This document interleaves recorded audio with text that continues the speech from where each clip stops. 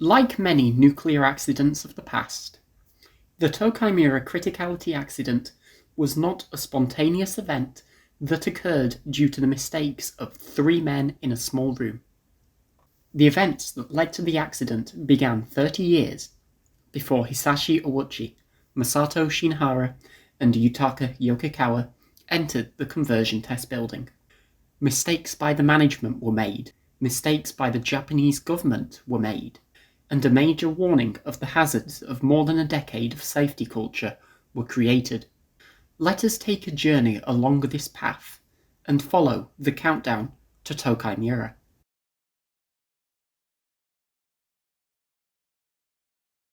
Our countdown begins in 1969 with the SUMITOMO Metal Mining Company, itself part of the SUMITOMO Group, a Japanese business group stretching all the way back to 1615.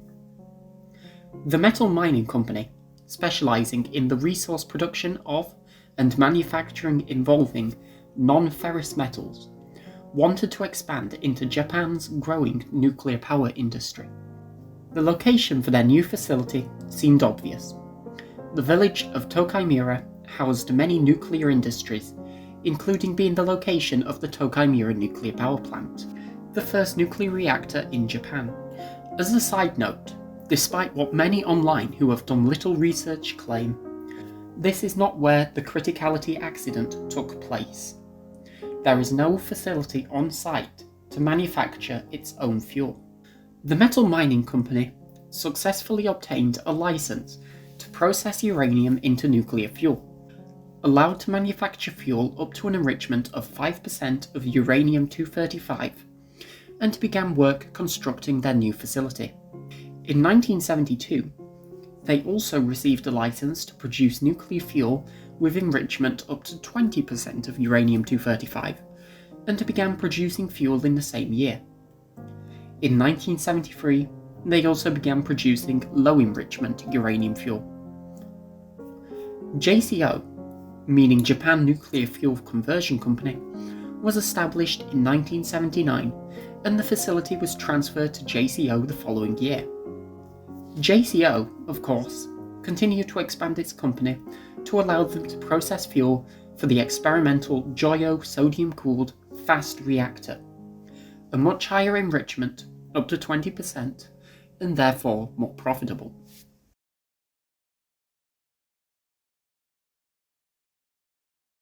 We will pause here in our story for 2 key pieces of information to understand what is going to go wrong by the end of the video. The first of these refers to the process of criticality. For those who are unaware, criticality is the process of sustained nuclear fission. For those who don't know what nuclear fission is a process where heavy elements are struck by neutrons, causing them to cleave into 2 smaller atoms and release more neutrons. These neutrons can continue to cause more fission to occur, hence criticality. There are 2 ways to prevent a criticality from occurring unintentionally. The first, and most important, is mass restriction. This is the process of limiting the amount of fissile material, the number of atoms that are able to undergo fission, from being in the same container. If there's not enough mass, it is impossible for fission to occur. However, naturally, mistakes can occur. Workers can accidentally add more fuel than they intend to, or add a higher enrichment of nuclear fuel than they initially thought they would. This is where the second method of preventing criticality is employed: shape restriction. Any containers that are expected to contain a large volume of nuclear fuel often have long and narrow shapes, often being vertically. This increases the surface area of the container, which in turn increases the number of neutrons that can be lost passively into the surrounding area, and therefore prevent a criticality from occurring. JCO understood this, and they also knew that the conversion test building would be handling extremely high concentrations of nuclear fuel. As mentioned earlier, they had a permit to enrich up to 20%.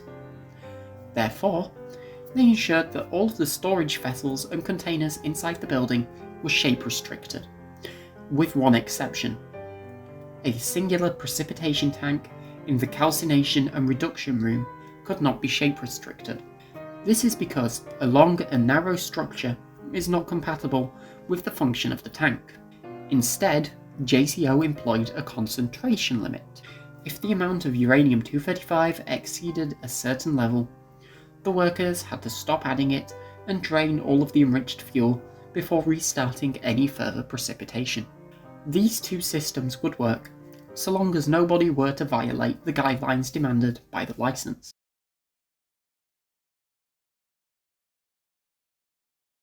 I would like to begin by confirming that nothing I am saying here is a state secret.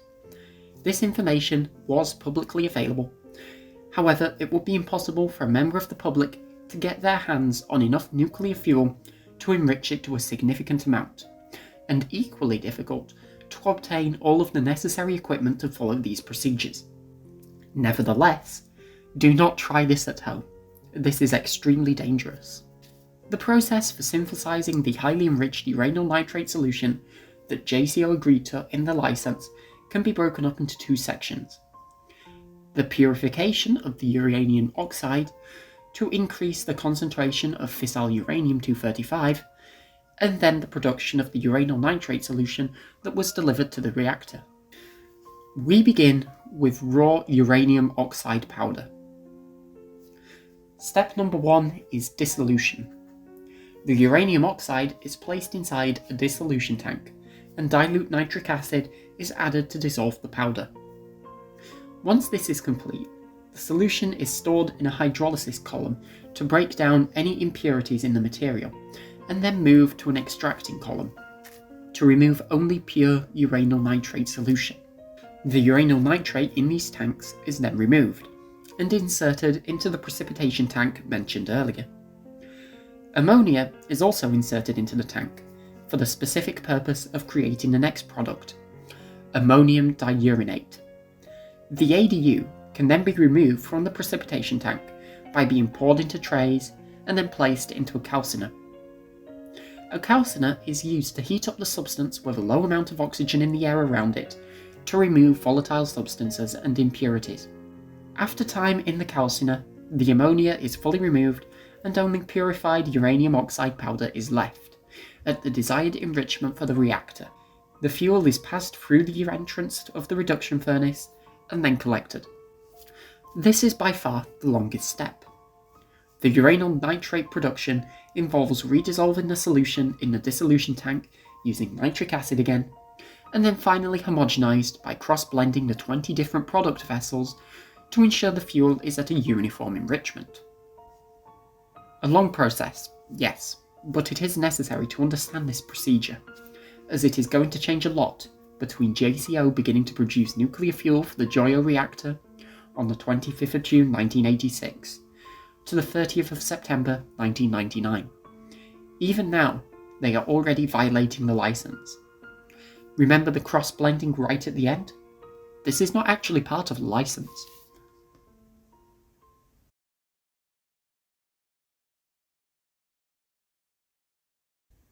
The conversion test building was originally under the leadership of Chief Kakeuchi, supported by Katsunori Hazy in the early years.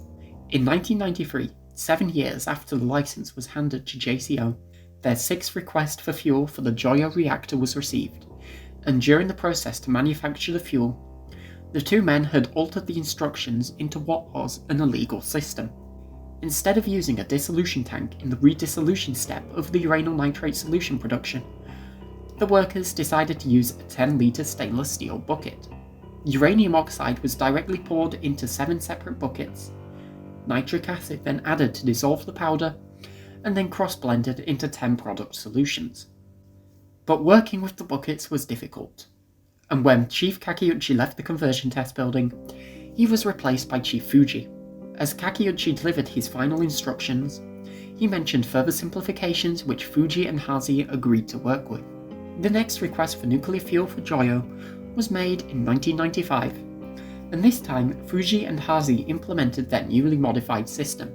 Instead of using the dissolution tank in the first step of the uranium oxide purification, the workers used the stainless steel bucket, and instead of a hydrolysis column, the solution was filtered into a polyethylene bucket, and then transferred to the extracting column using a rudimentary hosepipe.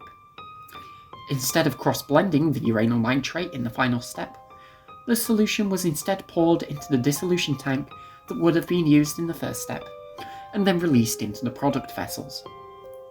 This was a complete violation of the mass restriction method of preventing criticality.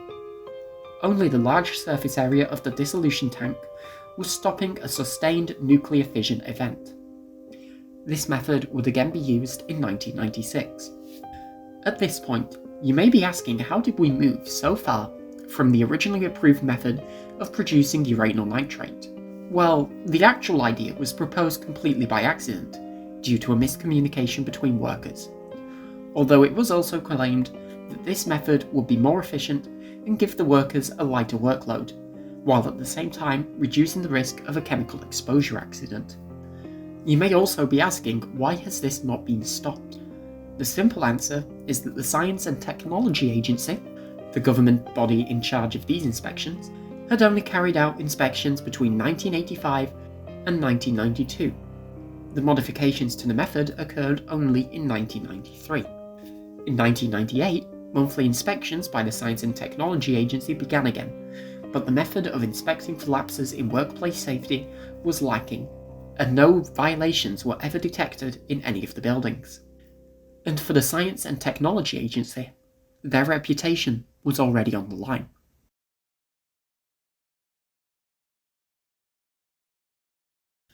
There are two accidents that are directly associated with the village of Tokaimura. The Criticality Accident, of course, but there is also the March 11, 1997 accident at the nuclear waste reprocessing plant in the village, owned by the Power Reactor and Nuclear Fuel Development Corporation, or PNC for short. Bituminization is the process in which waste is encased in molten bitumen, which can then be placed in drums for storage, and then sent on for further processing or being sent to a waste repository. The Tokaimura Waste Reprocessing Facility, owned by PNC, used this process to store low-level liquid waste, but the process was evolving. On March 11, 1997, PNC authorized a new asphalt waste mixture that used 20% less bitumen than before. This seemed fine, and hot asphalt was mixed with the waste and left in the drums to cool down. What nobody anticipated was a chemical reaction to occur in the drums, heating the contents until, around 10 AM in that morning, one of the drums burst into flames, and the fire spread to the other drums in minutes. Alarms blared through the building, and workers quickly moved to perform their drilled firefighting measures. This involved operating a manual fire sprinkler to extinguish the blaze in the room. Experiments by the PNC had shown it would take 8 minutes of sprinkler operation to extinguish any fires. However, the workers kept them on for just 60 seconds. The room was filled with smoke, and workers chose not to approach the barrels for confirmation the fire had been extinguished. They simply turned off the sprinklers and turned off the fire alarms. But simply turning off the fire alarms did not stop the radiation level increasing, nor the temperature. A mandatory evacuation of the entire building was put into effect, as particles carried up on the fire blocked up ventilation filters, and equipment keeping the room below atmospheric pressure failed. The fire burned for 10 hours, with PNC only reporting the flames and not the rising level of radiation.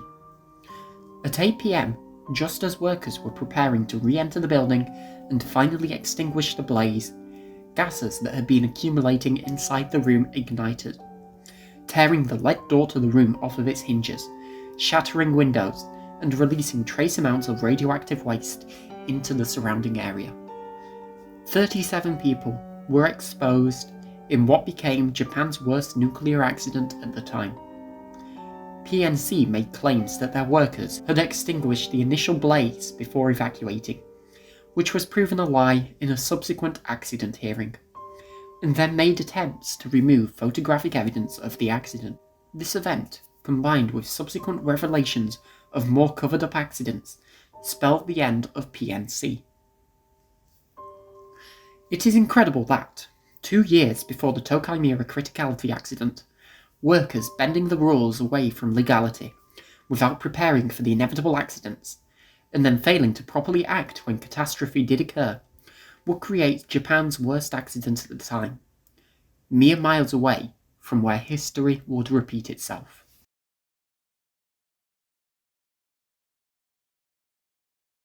It is now March 1999, and Chief Fuji is retiring from the conversion test building.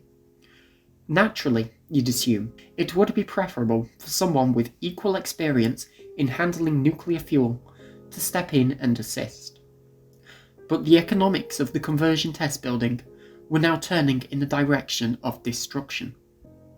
To understand what is about to unfold over the next few weeks at JCO, in other words, to explore one of the forgotten paths that ultimately led to Tokaimura, we need to go back to 1977. In January that year, the United States gained a new president, Jimmy Carter. In April, Carter would implement a new nuclear policy that froze the development of fast breeder reactors. The same month, the Joyo fast breeder experimental reactor that JCO would supply fuel for was approaching its first criticality. When they looked to America for more information in operating such a reactor, they were refused access, and Joyo started producing power on April 24, 1974, in a difficult position. The Japanese government had been gambling on the breeder reactors quite heavily, and this was in turn pushed on the SUMITOMO Metal Mining Corporation, and then onto JCO. Joyo was a success, and many hoped that such reactors could soon be built and placed into commercial use. But Jimmy Carter's nuclear policy had sealed the fate of the breeder reactor for the 20th century. JCO had gambled on the breeder reactor as a sustainable income method, and what they instead found was a money drain. Highly enriched nuclear fuel accounted for only 2% of JCO's profits in a year, while requiring that JCO maintain a dedicated building with specific equipment and highly specialised staff to perform rarely required work. The direct consequences of this is that JCO effectively stopped paying any interest to work in the conversion test building. It got to the point where the president of the JCO company at the time, Koji Kitane, did not know of the conversion test building's existence, and, therefore, when Chief Fuji moved to retire, they did not replace him with a new and equally qualified technician. Instead, they brought in Yutaka Yokokawa, a worker who specialised in the production of uranium oxide powder, not uranyl nitrate solution. Yokokawa was naturally uncertain about working in this foreign environment, but he was reassured everything would be fine so long as Katsunori Hazy was present. Fuji retired, and the transfer of the conversion test building to Yokokawa's supervision was little more than a clerical matter. You may be wondering why Hazy had not been promoted instead. This is because Hazy was suffering from a chronic back pain condition, and shortly thereafter, he too left the conversion test building. Now, the production of the most dangerous chemicals produced by JCO was managed entirely by an inexperienced crew, that being Yutaka Yokokawa, Hisashi Ouchi, Masato Shinohara, and Hiroshi Watanabe, dubbed the Special Crew, and with nobody they could contact to provide assistance or give advice should things go wrong.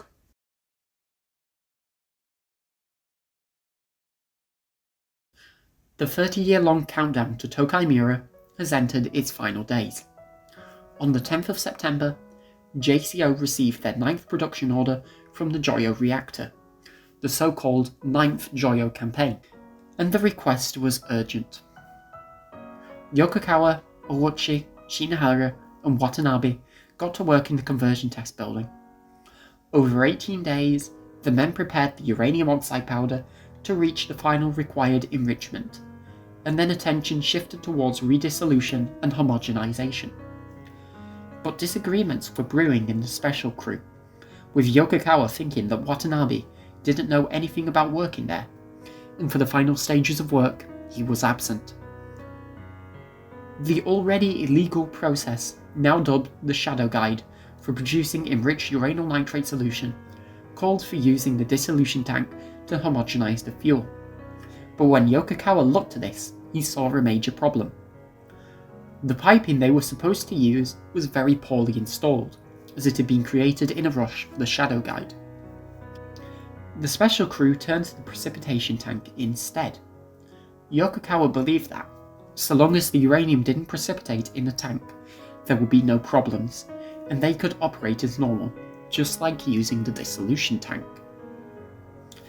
It was this day, September 28th, that Yokokawa first proposed this idea, and he was told to simply ask his superior, Kenji Tokaimura, for permission. This was something that Katsunori Haase had done before when creating the Shadow Guide, so Yokokawa was not too concerned.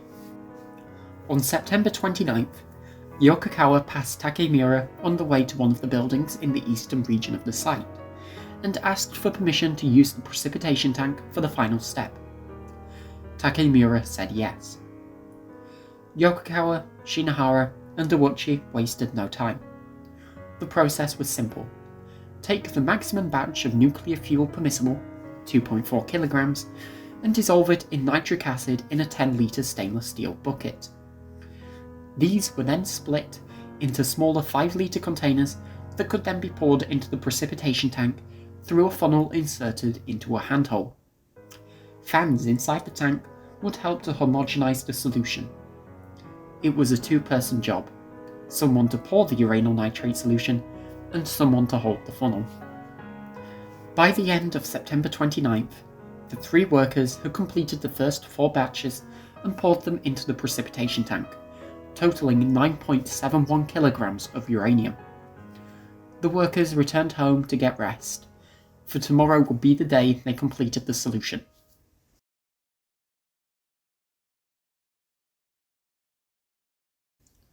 At 10 AM, work resumed in the conversion test building. Ouchi worked to dissolve the last 3 batches of uranium oxide in the nitric acid, while Shinohara poured the solutions into the funnel that Yokokawa supported. This process continued for the next 30 minutes until Ouchi had finished the final solution, and Shinohara had poured the 5th and 6th batches into the precipitation tank. Yokokawa called Ouchi over and asked him to hold the funnel for the last batch, which Ouchi agreed to. Yokokawa stepped out of the room and took a seat at the desk immediately outside in order to fill out the remaining paperwork. Coincidentally, this included calculating the concentration of fuel they had just injected into the tank. The first half of batch 7 was poured into the tank, and everything was fine. Ouchi kept his right arm directly over the tank, holding the funnel, his torso pressed against the metal vessel. Shinohara, awkwardly positioned on the scaffolding, moved to grab the final batch of solution and poured it into the tank. As the very last of their solution entered the vessel, neutrons from spontaneous fission reached a critical amount, and the reaction became self-sustaining. The water jacket surrounding the precipitation tank reflected neutrons that would have escaped the solution, and the nuclear fuel went prompt critical. Yokokawa, still filling out the paperwork at the desk immediately outside the room, heard a loud bang at that same second, and at the same time, a bright blue glow shone out of the open doorway. Alarms were ringing, signalling a high radiation alert, and Yokokawa ran into the doorway, telling Ouchi and Shinohara to evacuate the building. It was 10:35 AM. The countdown to the Tokaimura Criticality Accident had struck 0.